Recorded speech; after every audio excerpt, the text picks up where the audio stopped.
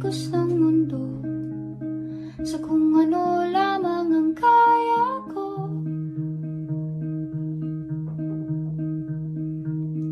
Bigang-biga na sa mga problemang di masolusyonan agad, parang wala nang bukas. Pwede bang umiwas? Hinahanap ang sarili, ngunit di nakakayanin sa ligaw na dinadaanan ko.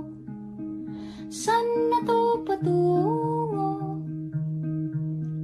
Saan ako patungo? Dahan-dahan nating simulan muli ang paghakbang.